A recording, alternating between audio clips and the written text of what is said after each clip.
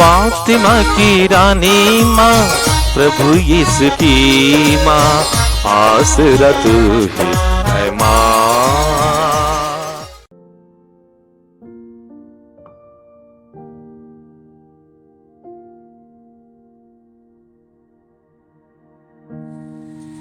पहला पाठ उत्पत्ति ग्रंथ अध्याय 23 पद संख्याएं 1 से 4, 19, अध्याय 24 पद संख्याएं 1 से 8, 62 से 67 तक।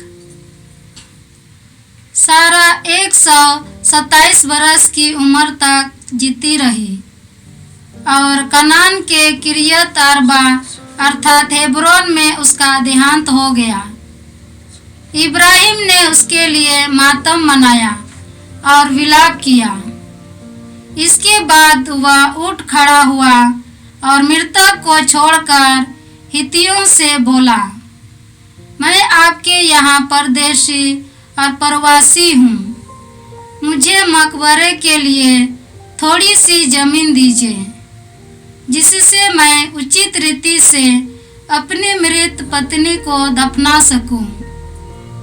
इब्राहिम ने कनान में मामरे अर्थात हेब्रोन के पूर्व में मकपेला के खेत की एक गुफा में अपनी पत्नी सारा को दफनाया। उस समय तक इब्राहिम बहुत बूढ़ा हो गया था और प्रभु ने उसे उसके सब कार्यों में आशीर्वाद दिया था। इब्राहिम ने अपने सबसे पुराने नौकर से, जो उसकी समस्त संपत्ति का प्रबंध करता था, कहा, अपना हाथ मेरी जांघ के नीचे रखो और आकाश तथा पृथ्वी के ईश्वर की शपथ लेकर मुझे वचन दो कि जिन कनानियों के बीच मैं रहता हूँ उनकी कन्याओं में से किसी को भी मेरे पुत्र की पत्नी नहीं बनाओगे, बल्कि मेरे देश और मेरे संबंधियों के पास जाओगे और वहाँ मेरे पुत्र इसहाक के लिए पत्नी चुनोगे। नौकर ने कहा, हो सकता है कि वहाँ कोई ऐसी स्त्री नहीं मिलेगी जो मेरे साथ इस देश आना चाहती हो, तो क्या मैं आपके पुत्र को उस देश ले चलूं जिसे आपने छोड़ दिया है? इब्राहिम ने उत्तर दिया, तू मेरे पुत्र को वहाँ कदापि नहीं ले जाना। प्रभु आकाश और पृथ्वी के ईश्वर ने मुझे मेरे पिता के घर और मेरे कुटुंब के देश से निकाला और शपथ लेकर मुझसे कहा कि वह यह देश मेरे वंशजों को प्रदान करेगा। वही प्रभु तुम्हारे साथ अपना दूत भेजेगा जिससे तुम वहां से मेरे पुत्र के लिए पत्नी ला सको।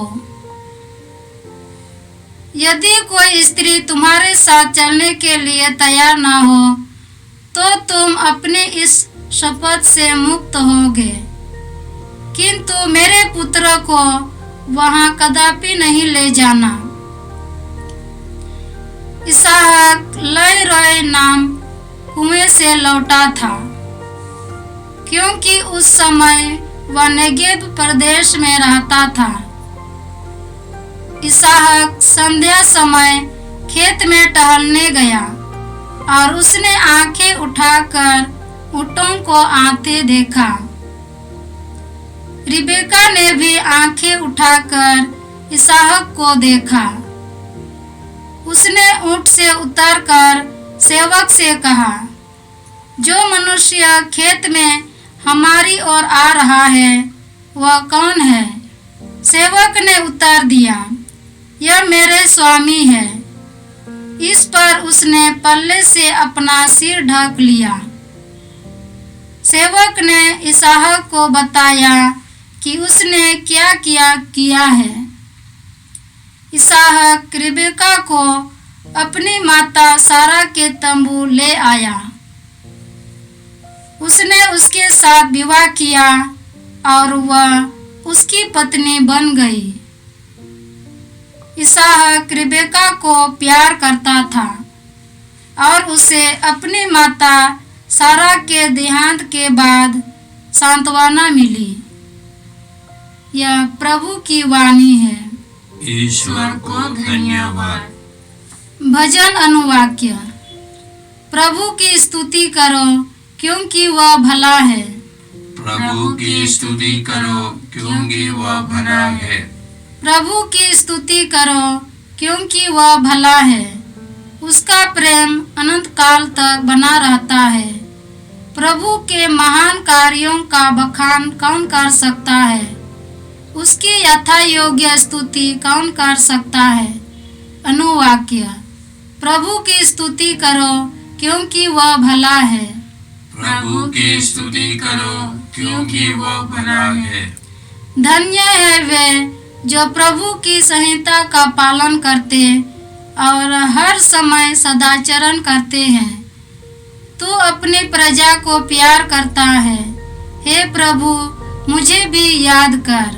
अनुवाक्य। प्रभु की स्तुति करो क्योंकि वह भला है। प्रभु की स्तुति करो क्योंकि वह भला है। हे प्रभु, आकर मेरी सहायता कर, जिससे मैं तेरे कृपा पात्रों का आनंद देख सकूं, तेरे भक्तों की सुख शांति से प्रफुल्लित हूँ और तेरी प्रजा की महिमा का भागी बन जाऊं। अनुवाक्य। प्रभु की स्तुति करो क्योंकि वह भला है। प्रभु की स्तुति करो क्योंकि वह भला है। जय घोष हालेलुया। प्रभु कहते हैं, थके मांदे और बोझ से दबे हुए लोगों, तुम सबके सब मेरे पास आओ, मैं तुम्हें विश्राम दूंगा। हालेलुया। प्रभु आप लोगों के साथ हो और आपकी आत्मा के साथ। संत मत्ती के अनुसार प्रभु यीशु ख्रिस्त का पवित्र सुसमाचार। हे प्रभु तेरी महिमा हो। अध्याय 9 पद संख्याएं 9 से 13। यीशु वहां से आगे बढ़े। उन्होंने मत्ती नामक व्यक्ति को चुंगी घर में बैठा हुआ देखा और उसने कहा, मेरे पीछे चले आओ। और वह उठकर उनके पीछे हो लिया।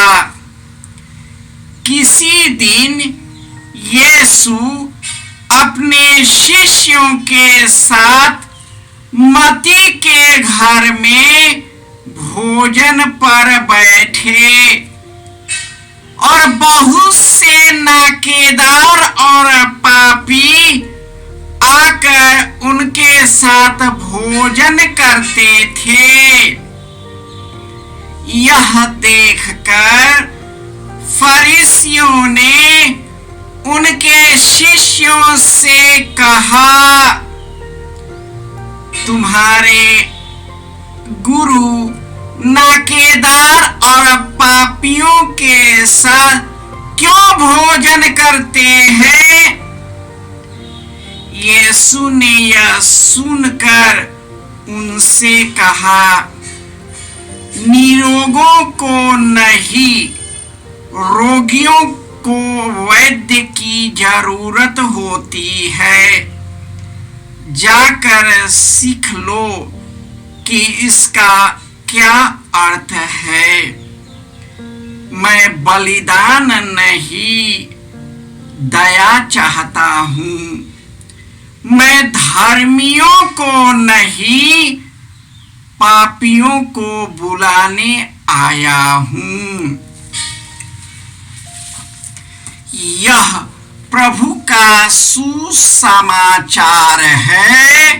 हे क्रिस्त तेरी स्तुति हो।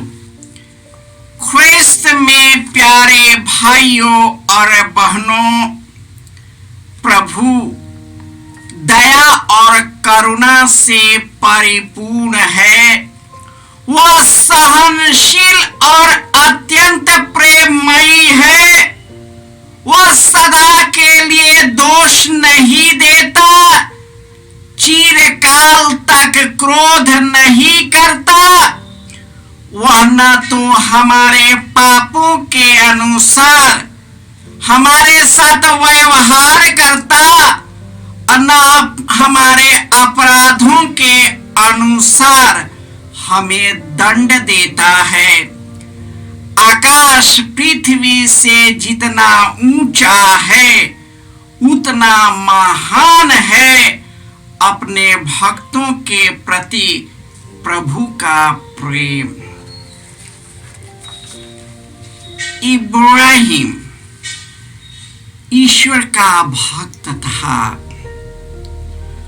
उसकी पत्नी के मर जाने के बाद उन्होंने उसके लिए मातम मनाया और उसे अच्छी तरह दफनाया। जब वह बूढ़ा हो गया तो उन्होंने अपने नौकर को बुलाकर शपथ कराई कि वह मेरे बेटे के पत्नी के लिए कभी भी कन्यानी महिलाओं या स्त्रियों में से नहीं चुनेगा, लेकिन वह उसके रक्त संबंधी व्यक्ति के घर से ही उसके बेटे के लिए पत्नी ढूंढेगा। और ईश्वर ने उसके नौकर पर दया किया। ईश्वर ने इब्राहिम की इच्छा को पूरा किया। उसी के परिवार से ईश्वर ने उसके नौकर को रिबेका को चुनने के लिए मदद किया। आज के सुसमाचार में प्रभु यीशु मत्ती के घर जाते हैं। वह चुंगी लेने वाला व्यक्ति था। वह पापी कहलाता था। चारों तरफ उसे थू थू करता था और वह पापियों, गरीबों, दीन दुखियों के साथ बैठते थे, उनकी बातों को सुनते थे, उनके मनोभावनाओं को सुनते थे और इस प्रकार वे स्वर्ग के राज्य के बारे में उन्हें सुनाते थे। प्रभु यीशु पिता ईश्वर का मूर्त है। प्रभु यीशु अपना प्रेम, दया, करुणा समाज के वंचित लोगों, पापी कहलाने वाले लोगों पर बरसाते हैं।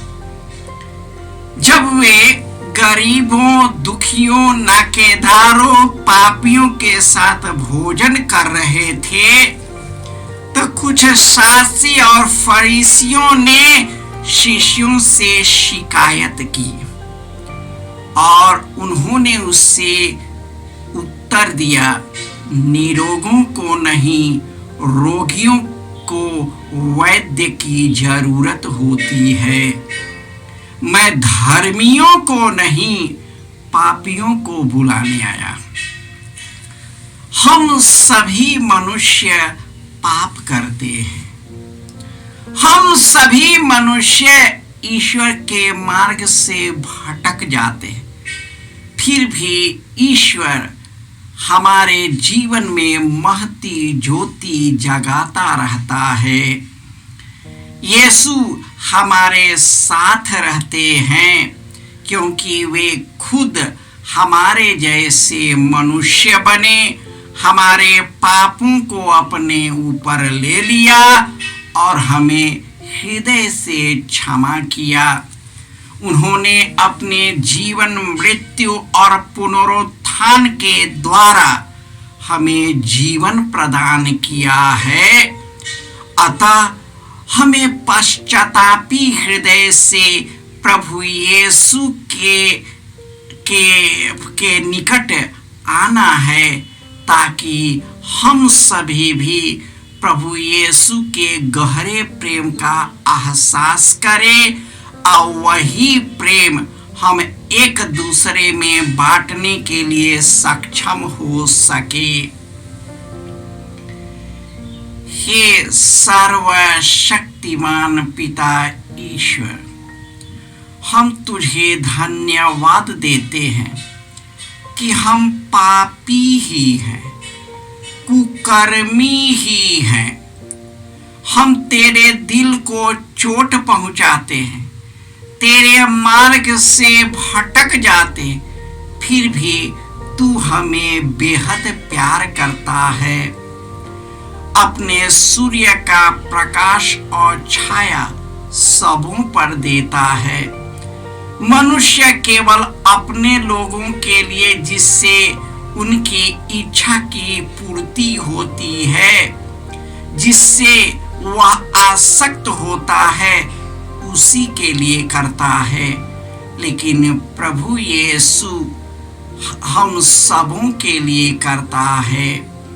अतः हमें भी अपने आप से, अपने समाज से, अपने परिवार से उठकर एक दूसरे की सेवा करना चाहिए और हृदय से हमें एक दूसरे को क्षमा करना चाहिए जिसने हमें दुख दिया है।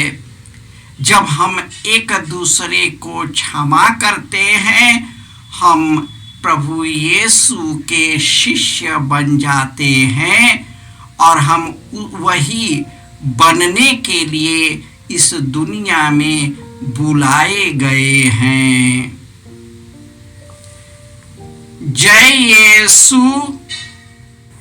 जय यीशु क्रिस्त में प्रिय भाई और बहनों, प्रभु यीशु ने हमें आदेश दिया है संसार के कोने कोने में जाकर सारी सृष्टि को सुसमाचार सुनाओ। सुसमाचार सुनने के लिए और सुनाने के लिए एक अच्छा मौका है। आप कृपया इस चैनल का सब्सक्राइब करें, लाइक करें, शेयर करें, बेल आइकन दबाएं ताकि यहाँ की नई वीडियोस की सूचना आपको मिलती रहेगी। साथ साथ आप दूसरों को भी प्रेरणा दें इसका सब्सक्राइब करने के लिए। याद रखें, कल के मिसा के दैनिक पाठ और उस पर टिप्पणियाँ आज ही दोपहर के बाद हम लोग अपलोड करते हैं। कृपया आज ही उसको सुनकर कल की तैयारी करें। प्रभु यीशु आपको और आपके परिवार को 100 गुनी आशीष देंगे। जय यीशु।